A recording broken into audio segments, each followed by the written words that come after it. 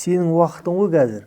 Пьер әкесін танып, сындыр деп, сондай бір сілкитін жігіт жоқ та, айттым да, істе дедім де. Перси, сенің нең ғой? Уақытың. Иә, сенің уақытың. Сол кезде мен тұңғыш Жәнібекті тарттым. Кел Жәнібек, осы жаққа шығасың. Кәсіпқойға. Иә, оған қарсылас әкеп бердім. Ол спарринг партнерім ғой, менің қасымда жүрген. Інім Әли Ахметов келді, Айдос Ербосынұлы, сол секілді бокстасу манері басқа, шаршамайды, бір машина секілді де. Сен уже ойға беріліп кетесің, қорқынышқа беріліп кетесің.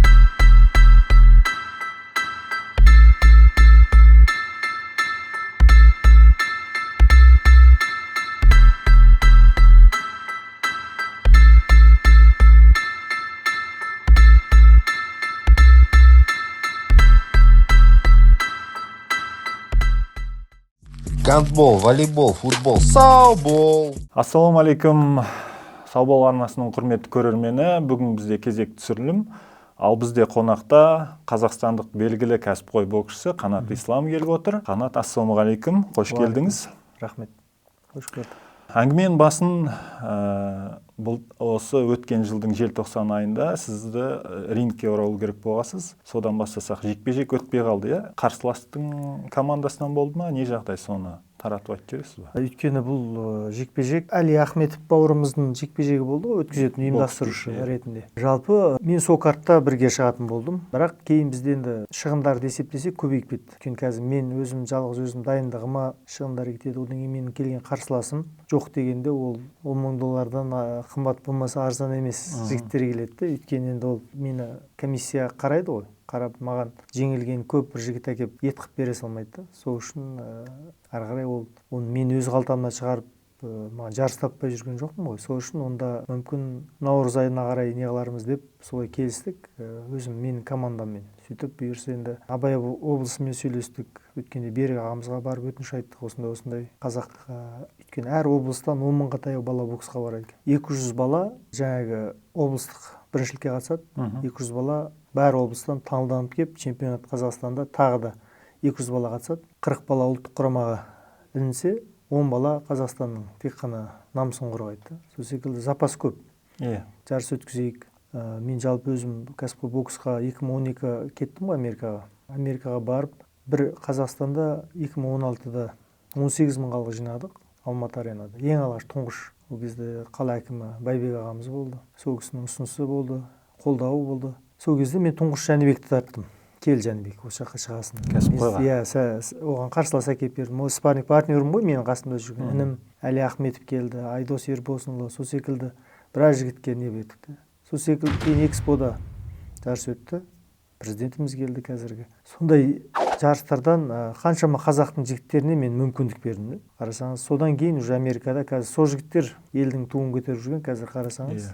Сол үшін біздің елге осы елдегі кәсіпқой боксты дамытуға күш салам деген ойым бар. Бұйырса азды-көпті осы спорт саласындағы маман болып жетіліп жатырмыз да бізде. 2012 мен Америкаға барғанға дейін өзімді бір ақсақал сезінетім. Бокстағы білері көп. Олимпиадаға бір емес 2 рет қатысқам. Қытайдың ұлттық құрамасында 10 жыл жүрдім. Витаминизация жағын қатты білемін, жаттығуды білемін деп. Өйткені енді біздегі жаттықтырушыларымыз осы СНГ-ден шыққан тренер жаттықтырушылар ғой көп. Енді ол кісілерде енді жақсы жақтары көп, бірақ енді ыңғайсыз жақтарда енді бір сәл бізді тәкаппарлы басқаларды көп мойындай бермейді. Өйткені енді олар кезінде держава елде өмір сүргеннен кейін басқа Қытай болсын, Америкасы болсын бүйтіп төбесінен қарағысы келіп тұрады. Кәсіпқой боксты бірге көріп отырсақ та, ол кісілер көп аяғы жоқ, школасы жоқ деп. Біз соған сендірді. Біз де соған сендік. Басқаша стильді қабылдай алмайды. Не қылса, ол бізге бір күнә секілді де. Мына қолым былай ұрса, аяғым былай тұрса, бізге бір сахих емес, харам секілді де, былайша айтқанда. Көрдіңіз бе, бұл адам соған сенгеннен кейін кәдімгідей соған құдайдай сеніп, соның туын көтере бересіз де, басқалардың қателеп. Сөйтіп мен Америкаға барып, бұрын 3 шақырымға шауып жүрген аттарымыз ғой, ағылшынның аттары секілді болдық. Шығамыз, жұлып аламыз, 5-6 очко алып алғаннан кейін жаттықтырушы айтып отырады барлығын.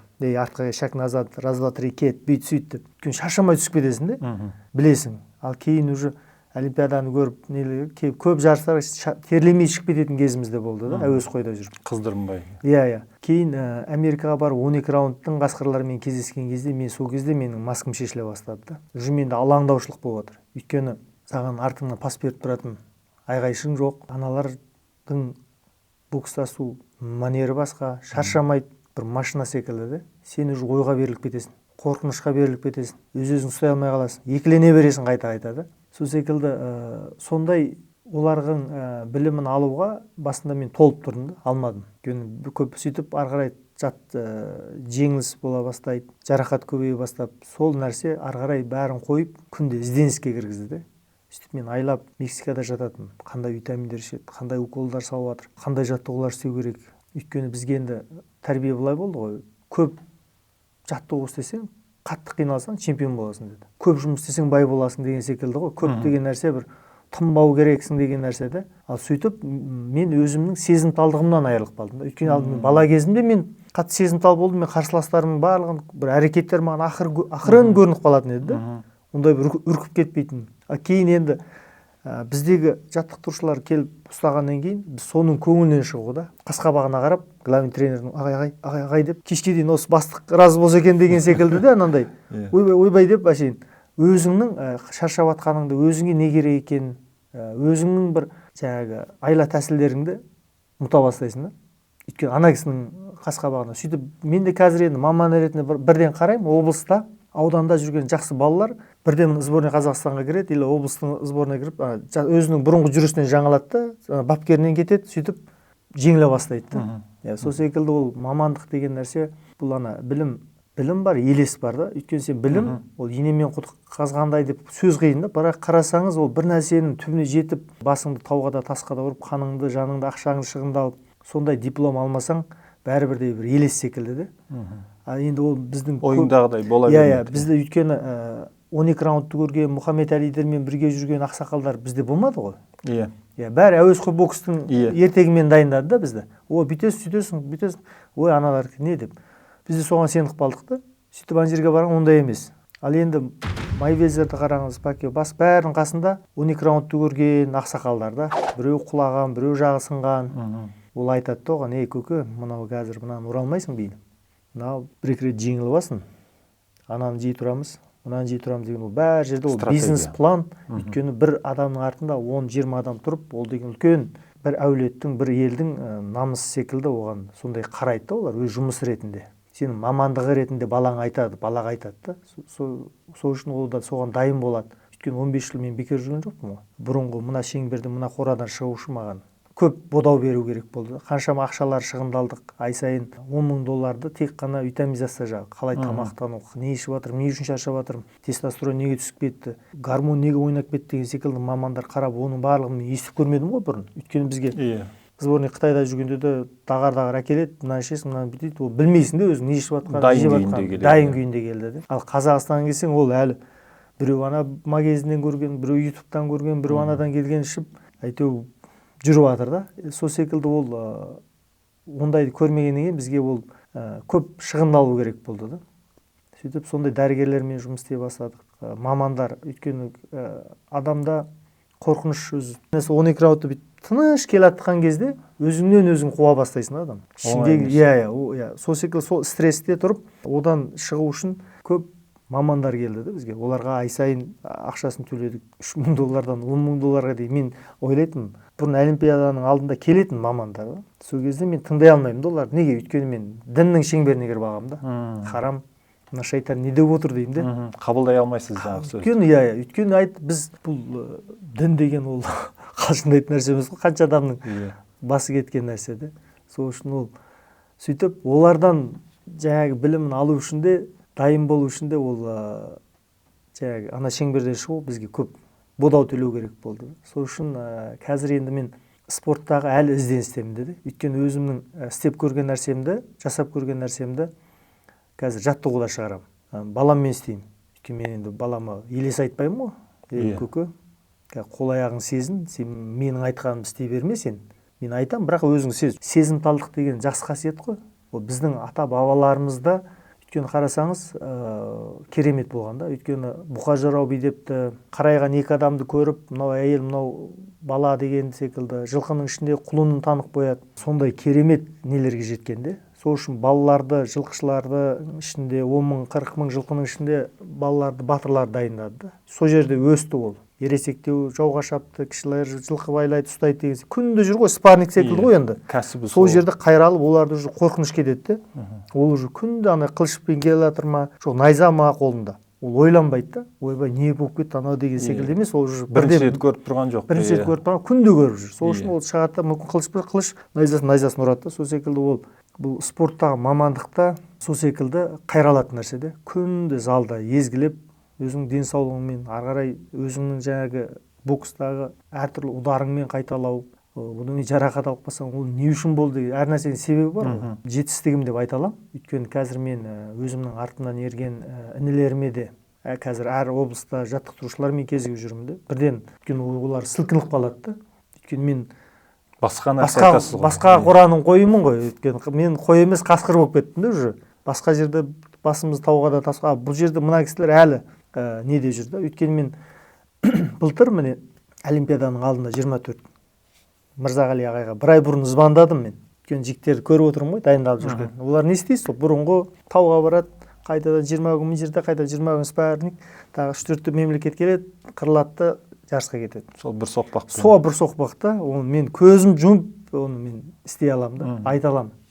Ағай дедім, мен сізге шын айтайын дедім Мырзағали аға, мен сізді жақсы көремін, мамансыз дедім де. Қанша олимпиададан бері жүрсіз, бірақ мыналардан біреу алмайды дедім. Дейді да найс. Ағай дедім, 2 жігітіңді бер дедім. Витаминизация жағын қолға алмасаң, мыналарың мәстек ат болып қалған дедім. Ол жерде сен көз жанып тұру керек қой, аш болу керек. Ол көз жанып тұрмаған адам ол қалай істейсің? Өйткені олардың сол процесспен, сол жаттығумен жеңу қиын да қазір. Айттым, ағай, өзбектер, жігіттер біраз болды, мен көріп жүрмін Америкада, біздің мексиканец дәрігерлерді көрді, ананы көріп, солармен жұмыс істеп жатыр дедім. 2 жігітіңді бер дедім. Ешқандай проблема болмайды. Өйткені мен де білем аға. Өйткені сіз өзіңіз төбелесіп, өзіңіз укол алып көрмедіңіз ғой. Мен көрдім оны. Мен уколымды алдым, витаминді алдым, тестті тапсырдым. Сол үшін неден қорқасың дедім. Ол айтты, ой, біздің бір әйел бар дәрігер, Англиядан оқып келді, айтты. Аға дедім, қағазға жазылатын нәрсе бар, жазылмайтын нәрсе бар дедім. Біз не істеп жүрміз дедім. Далада қасқыр секілді айлап жылдап 15 жылдан бері мен әкем басын іздеп жүрген жоқпын ғой жерде. Мен екі қолымды жаным алып, мен әр жерде жүрмін дедім. Басымды бәйгеге тегіп. Осы жерде жаңағындай біздің қазақ боксшыларға техника тамаша да, бірақ жаңағындай раунд соңдарында бір күш жетпей қалып жатады. Осыны айтып отырсыз ғой, сіз? Әрине, өйткені біздің қазақтың жігіттеріне былай ұр, былай теуіп кет деген нәрсені айтудың өзі артық та. Өйткені бізде өз қанымызда сондай не бар. Ауылда болатын еді ғой, бір-екі ағалар бар, төбелескенде ертек секілді бізге бір естілетін, анау қабанбай тіріліп келгенде анау бүйтіп баспен ұрып, аяқпен тепкенде деген секілді естілетін де. Ол бізді ол төбелесті үйрете алмайсың, бірақ жаңағындай оны дұрыс бағыттауда, еркін жіберу, оның ішінде қасқырлығын ояту деген секілді мен оның ішінде енді мамандар керек те оған. Сен ол үшін ғалымды залым дайындайды деген секілді ол сондай бір қасқырлар болмаса оны отырып. Өйткені оның ішінде қорқынышымен жұмыс істей білу, оны ара қайрай білу. Өйткені ана бір жігіт жарақат алып қалды ғой, біздің Айдос Ерболсын. Иә. Неге сол кезде айтты, мен қасында болмағаным өкіндім де. Өйткені мен 12 раундты көріп таяқ жеген бір жігіт болса оның қасында тоқтатып тастар еді ғой. Басына бір соғар едім де мен оны. Өлесің қазір. Ол өлімге барып қайтты да. Сол секілді ол неге? Өйткені ол жігіт оны жеңе алады. Просто қазір емес те. Өйткені ол Америкаға ұшып келді де 2 аптада жарысқа шығып кетті. Мүмкін ол 2 ай, 3 ай дайындалып, бүкіл анализін көріп, оның қаны несі қандай болып тұр, бұл айғыр болып тұр ма, ат болып тұр ма, жоқ есек болып тұр ма деген секілді оны көргеннен кейін барып, оны жауға да дауға да салсаң, ол сынбайды. Ал енді оны қорлағандай барып, намыс, ел қарап отыр деген ол обал да. Кешегі Жәнібектің жағдайы да сол да. Өйткені ол қасында оның да жырғап жүрген маман жоқ қой. Ондай жағдай менің қасымда да болды. Өйткені қасындағы сені жақсы көреді, саған жаманшылығы жоқ. Күні түні сені көзін ашып, қалай ұйықтады екен, қалай тамақ жеді екен деп алаңдап отырады байқұс. Бірақ көрмегенде оны. Ол саған берген, ой, мынау жаңа таза тамақ екен, мынау Қазақстандағы жаңағы қазіргі шөптен жасалған нелер екен деген секілді. Талай нәрсе бар ғой бізде қазір. Бірақ оның құрамы жоқ та. Құрамында нақты қағаз дәлелденген жоқ та. Ол мен Қытайда жүргенде Олимпиаданың алдында бізге күнде 1 сағат арнаулы сабақ өтеді. Даже ана жағатын тізеге жағатын кремде не болсын, солға дейін бәрін шығарды. міне мынау болмайды, мынау болмайды деген секілді. Көрдіңіз, мамандар өйткені бізге осындай Қазақстан құрамасына кірген барлық спортшыларға сондай сабақтар өтілу керек те, ол қандай кезде не болатын. Өйткені қазір көп спортшыларға келсеңіз, не ол десең, допинг деген. Ойлайды адамдар, бір уколды әкеледі де салады, болды, содан құтырып. Ол ондай емес те, ол мүмкін біздің тұмау ауратып қалған тұмаудың дәрісінен де шығады. Сол үшін о жағынан да бізге қазір енді әр салада бізге мамандар керек те. Өйткені соны байқаймын. Мен 2000 жылы Пекинде құрамаға кірсем, 2000 сол кезде бізге тек Американың витаминдері келеді. Кейін 2004 Афинадан келдік, бүкіл Қытайдың витаминдері келіп кетті, өздерінікі жасады. Менің жататын жатақханамда жарты тамны ішетіні бар, жейтіні бар, толтырып тастайтын. Оны білмедік те біз қадірін. Соның күшімен мен қазір 40-тан ассам да, мен өзімді мүмкін соның пайдасы деп ойлаймын да. Өйткені сондай дұрыс мамандардың қолына түстім, спортты білетін, денсаулықты күте алатын дұрыс жаңағы мамандармен жұмыс істегеннен кейін әлі рингке шығуға құштарлығым оянып жүрген сол шығар деп ойлаймын енді. Енді жаңа құштарлық туралы айттыңыз ғой. Наурызда бұйырса жекпе-жек күтеміз ғой, Иә, Алла бұйырса сол наурызға деп жанталасып жатырмыз. Қазір облыстарға біраз хат жаздық. Өйткені енді мен ғана емес, ол жерде мен қазір есірткіге қарсы мақсатымыз, ішімділікке. Біздер де қазір енді біраз өзімше спорттағы жетістікке жеткеннен кейін артымызда қазір мен де 6 баланың әкесімін де қазір. Көп балалы отбасымын. Бір жағынан ол менің бизнесімді. Мен енді бала шағам бағуым керек қой. Одан кейін менің осы ұлтқа деген жұмысым елді өзім балам айтқан нәрсені оларға да түсіндіруді. Дұрыс ортада жүрсін. Спортта айналысқан адам жоқ дегенде телефон тастап, спортта денсаулығын. Әркім чемпион болмасын, бірақ біздің бір сөзіміздің біреуі болса да жаңағындай құлағына кіріп қалуы мүмкін. Сол секілді кеше Түркістанда жақында болдым. Бек Нұрмағамбетов деген бала. Иә. Сол айтады. Соған мен бір шортигім подарит еткен екенмін. Ол кішкентай кезінде осы жасөспірімдермен сборда жүрген кезде маған келген екен. Бір нәрсеңізді беріңізші деп сұраған екен, мен бір шортигім беріппін. Давай болды. Мен оны білмеймін де. Сол секілді қаншама жігіттерге фотоға түсіп, 2016-та кәсіпқой боксты өткізіп жүрген кезде түскен екенмін. Жаңағы Қытайда чемпион болып жүрген таң атқан бар ғой біздің. Ол мен де сол 10 жасында менімен түскен екен. 2008 жылдарым екен. Қарап, ізіңе артыңа бір қараған кезде сондай артыңнан сондай бір із қалдырған мен жақсы деп ойлаймын. Өйткені ертең менің де балаларым ары бері кеше Бауыржан ағамыздың үйіне де ертіп бардым да, ұлымды. Енді көп ертіп жүрмін, енді ол кісі де оның бір немересі секілді былай қарайды енді ол кісі. Көзінің алдында өсті. Мен бұл тәрбиені мен сол кісіден үйрендім де. Өйткені бұрын келген кезде Темірлан қазір атпалдай азамат болды, бірақ сол кезде мен келгенде 8-9 жастамын еді. Ералы 2 жастам сондай болды. Бірақ әрбір қонақ келген кезде қасымызда отырады да. Мен кетсем басқа бір кісілер келсе де Темірлан отырады. Қазақтың тәрбиесі ғой. Иә, қолына су құйдырып қойған. Сонда Америкаға барып отырып Қазақстан сағынып жүреді. Сол бір қазақ баланы көрдім да. Айтады, ауылға барып охотаға шыққым келіп жүр, атқа мінгім келіп жүр деп. Қаланың кең даласына қазақилықты сіңдіріп тастаған да мойнына. Сол секілді сен баланы тәрбиеламайсың, өзің тәрбиелеп, сол балаң саған қарап өседі деген шын нәрсе екен де. Сол үшін мен де қазір енді өз балаларыммен солай неде болуға тырысам. Енді оны ары қарай тағдыры оларға қандай болып тұруын білмейміз, бірақ бір күн болса да қасымда ертіп жүруге, шындық айтуға, өзінен жаңағы өзіне керек па керек емес, оның да несін сұрауға. Сөйтіп енді Алла бұйырса енді осы білгенімізді, үйреніп атқанымызды өзіміздің ұлтымызға, елімізге аз да болса көмегі тисе, сол бір азамат өзіңнің еліңе деген бір қосқан үлесін деп ойлаймын. Енді сіз рингке бір 2022-нің күзінде шықтыңыз соңғы рет. Содан бері 3 жылдан астам уақыт өтті, 4-ші жылға бара жатыр. Осы аралықта сонда осы боксты дамыту жағын... Мен де айналыстым. Одан кейін біраз бизнестерге де нем бар. Өйткені енді ол спорттан бір демалғым келеді. Өйткені мен жаттығудан тоқтамаппын да. Ойды бөлу керек қой. Бір басқа бір нәрсеге істеп көрейінші, мен тек боксқа ғана туылмаған шығармын. Өзің сынап көргім келеді, қандай деген секілді. Сол үшін басқа жақтан да өзімді көргім келді. Біраз бизнестердің басын қайырдық. Енді ары қарай өзімнің мамандығым спорт болғаннан кейін осы салада еліме бір үлес қосқым келеді. Өйткені министрмен де сөйлестім биыл жылдың басында. Айттым, біздер кәсіпқой бокс спортшыларды сендер қайыр шығып жіберіңдер дедім де. Өйткені жүйе жоқ та. Біз келеміз, ана ағамызға барамыз, мына әкімге барасың, жер сұрайсың, спорт жарыс залды сұраймыз, қазір бір жарыс өткізу үшін болған шолақ сұрайсың, ананы сұрайсың. Спонсор болыңдаршы деп бір компанияға хат жазасың. Сонда бір не жоқ па дедім де. Ие бар ма бізде бір ақсақал болады ғой ауылда. Мына балаға қарасаңдаршы, не болды ана деген секілді бір тектейтін, көретін бір ие бар ма? Біз не істеп жүрміз? Басқа біреудің туын көтердік па? Сонда біз сәл атымыз шығып ту көтерсек керек біз. Болмаса лақтыра салға ондай деген дейді.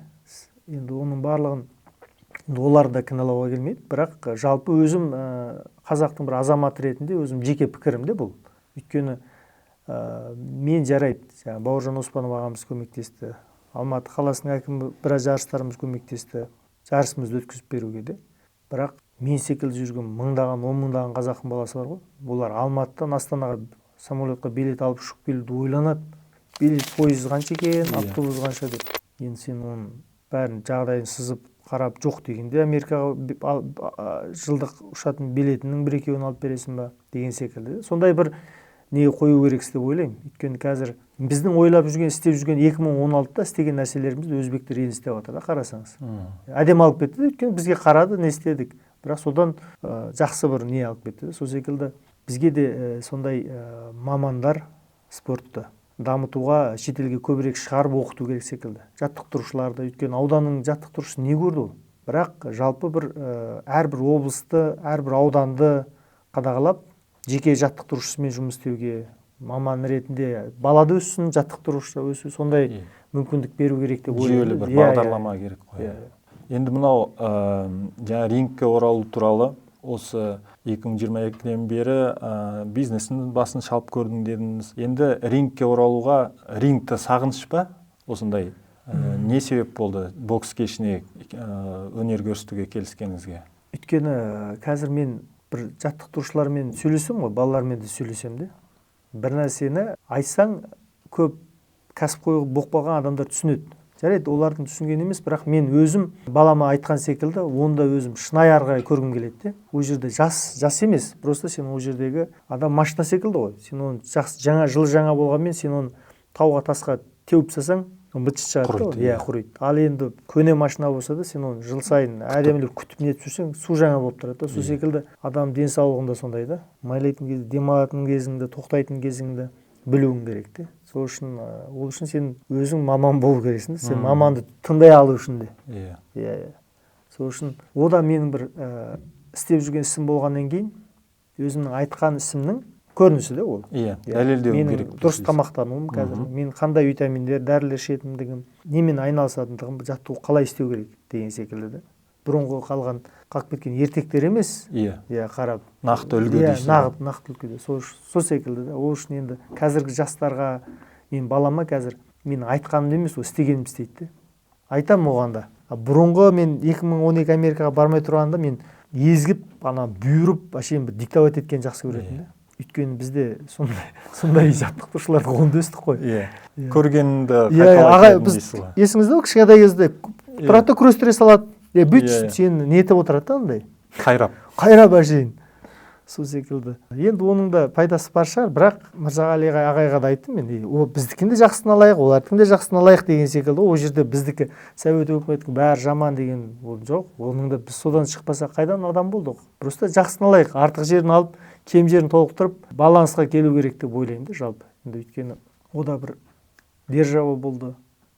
Қаншама жетістіктерге жетті, қаншама чемпиондарды әкелді өмірге. Енді оны ары қарай жақсысын алып, өзіміздікін қосып, одан арман гүлдендіру керек шығар деймін. Енді мынау Жәнібек туралы айтып кеттіңіз ғой.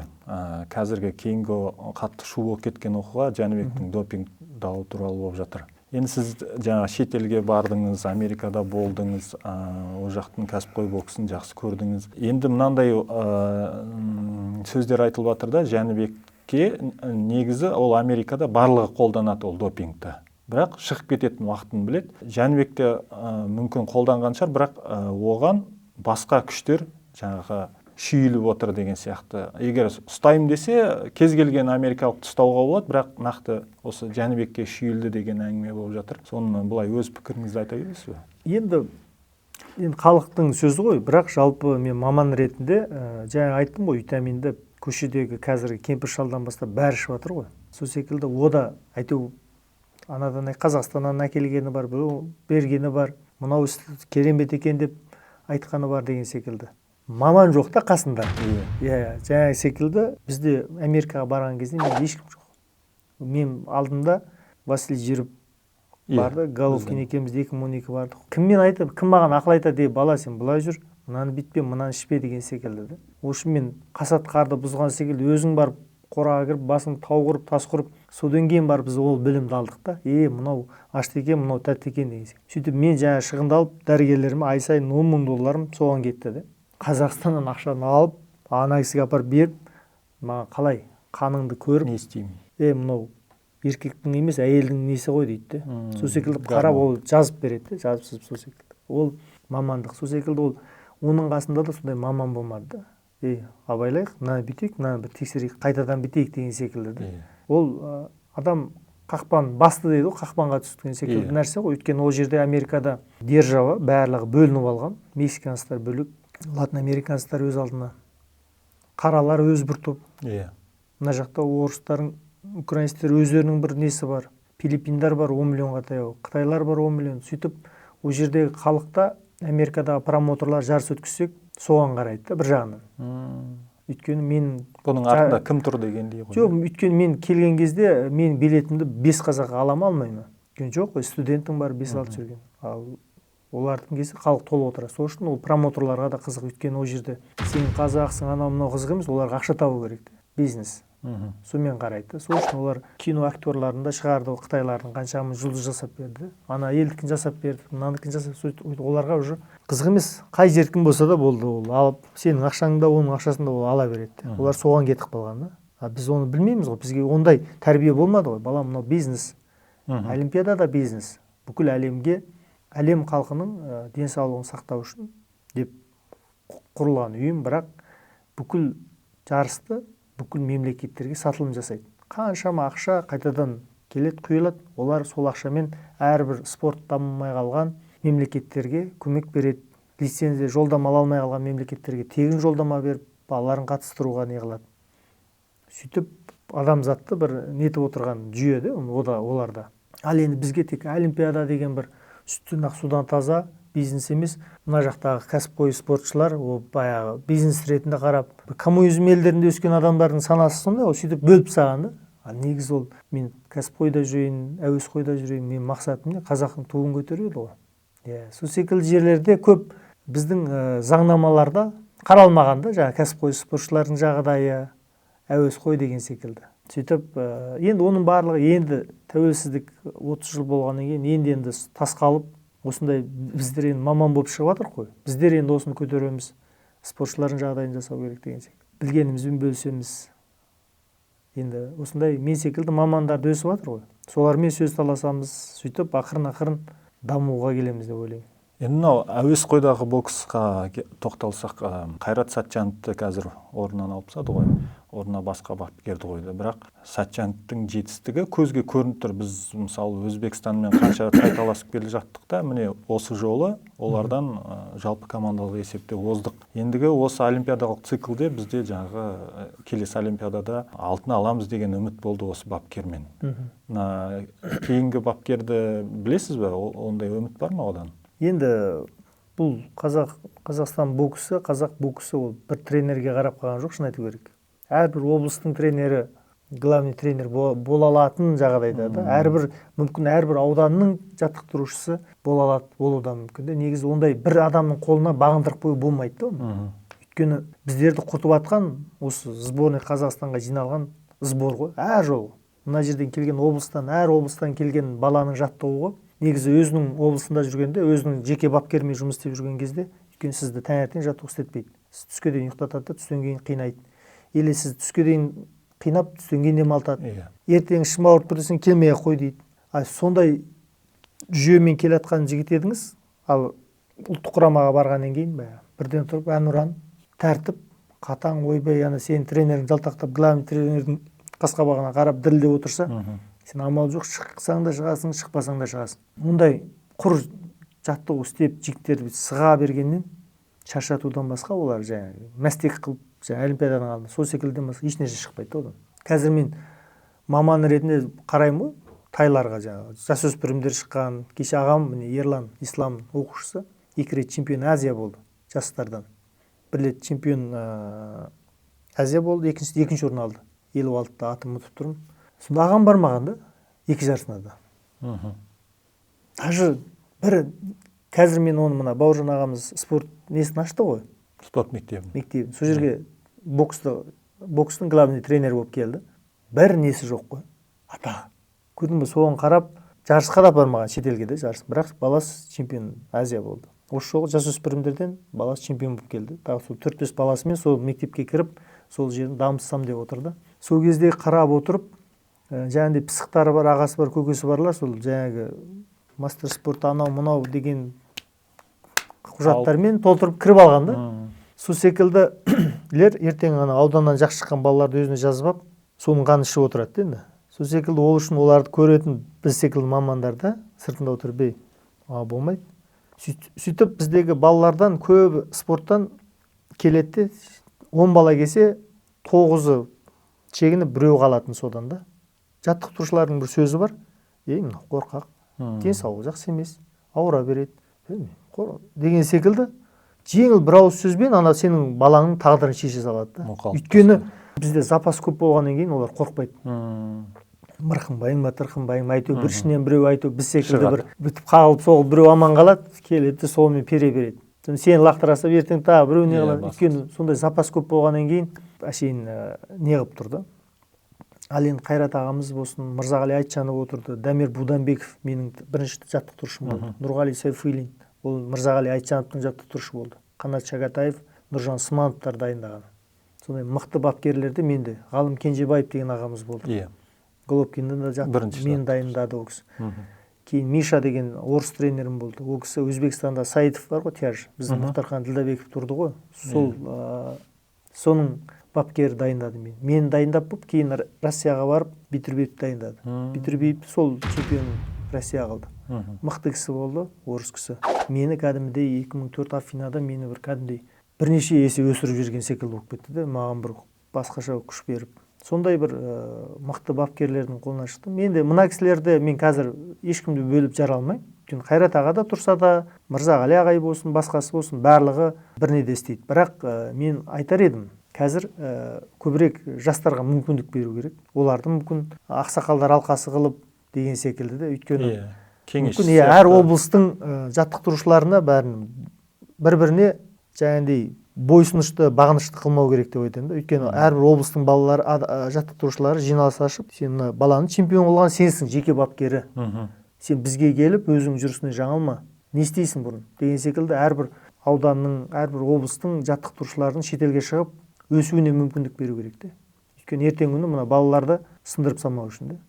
Өйткені бізде қазір қарасаңыз балалар бір кіреді, бір шығады. Қамшыбек Қоңқабаев қандай мықты жігіт. Мен оны бір 80-ші жылғы жігіт десем, әлі 94-ті. Бірақ уже мен секілді бүйтіп қалғанда ол, айтамын да қойсайды енді істесей. Сенің уақытың ғой қазір. Пер әкесін танып, сындыр деп, сондай бір сілкитін жігіт жоқ та, айттым да, істе дедім де. Персей сенің нең ғой? Уақытың. Сенің уақытың. Сен әуес қойда пістің. Дене десе дене, бой десе бойың бар. Бізді Қазақстанда сенде жоқ қой? Мықты бір піскен кәдімдей. Сөйтіп, бұл бауырымда қазір спортқа келіп атқанына қуанып отырмын, естідім бұлай, несін.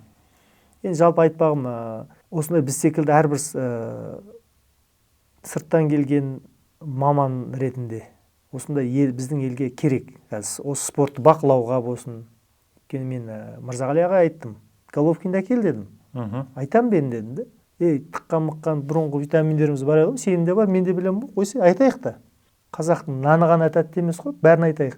Давай отырып, сондай бір шынайы бір не болу керек. Өтірік ойбай деп костюм шалбарды киіп алып, сен мұндай болдың, рахмет, алға Қазақстан деген қазақ бүйтіп елді халықты алдамайық, жарайды. Аспаннан түсе қалған жоқпыз ғой, екеумізді бәріміз осы қара жерден осы халықтың арқасында Өсіп иә басына шықтық, көтеріп ұстап алып шықтық. Енді шындықты айтайық, өзіміздің осындай ісімізбен, сөзімізбен білгенімізді азды көпті жаттықтырушылармен, спортшылармен бөлісіп, жарыстар ұйымдастырып, енді жақсылық қой, жарыс ұйымдастыру деген ол барып компьютер ойнап, телефон ойнап отырғаннан сол жерге барып жарыс көріп, рухтанып, ара өзінің бір мақсатына жету сондай. Мынау жаңағы сіздің тәжірибеңіз бар, әуесқойда да, кәсіпқойда да жаңағы витамин жағын, тамақтану бәрін игердім дедіңіз. Енді осыны Қазақстан құрамасына енгізіп көруге ұсыныс жасап көрмедіңіз бе, әлде қабылдай қоймай ма? Енді Қазақстан ұлттық құрамасы деген ол бір үлкен, былай қарасам, не деп айтам, бір не ғой енді, мемлекеттік орталық қой. Бақылап отырған, оны министрлік бақылайды, комиссиялар бар, оқып келген, дипломымен келген жаңағы дәрігерлер бар. Ол жерде әлі істеліп жатыр. Оларда да мен істелмей жатыр деген жоқпын. Бірақ нағыз профессионал ретінде ол әрбір облысқа дейін жеке бізде тайқазан секілді ғой, бір тамақты дайындайды. Сен жесең де жейсің, жемесең де жейсің. Негізі ол саған жақпайды. Саған мынаны жеу керек деген секілді. Ол әрбір баланың қанын алып, некем соны беру, жеке жұмыс істеу ол бөлекте. Ол жарай сен айтады, Америкада мынандай витаминдер алдырдық, бүттік, сөйттік. Бірақ ол балада мүмкін тестостерон түсіп кетті ма, гормон ойнап тұр ма, білмейміз ғой, темір түсіп кетті ма деген секілді. Қарасай оны бірінші. Енді мен ұсыныстар айтылды. Менде қазір осы Қазақстан бокс федерациясына қалай жұмыс істеу, бірлесіп, президентіміз маңайында жүрген жігіттерге де айтылды. Жұмысқа кіруге де. Қазір енді мүмкін болашақта ұсыныстар болып келіп жатса, әрине не үшін кіріп, сол елдің бір жақ тірегі болып, бір уғы болып, жігіттердің арасында жүріп, осы елдің бір жетістігін бірге көрмеске деген. Атсалысып. Ол міндетіміз деп ойлаймын мен. Қашпаймын әрине, ол қуана келсем. Әңгімеңізге рахмет, Қанат. Осымен біздің уақыт тамам. Құрметті көрермен, келесі кездескенше сау болыңыздар. Біздің видеоның астына лайк басып, комментарий қалдыруды ұмытпаңыздар. Гандбол, волейбол, футбол, сау бол!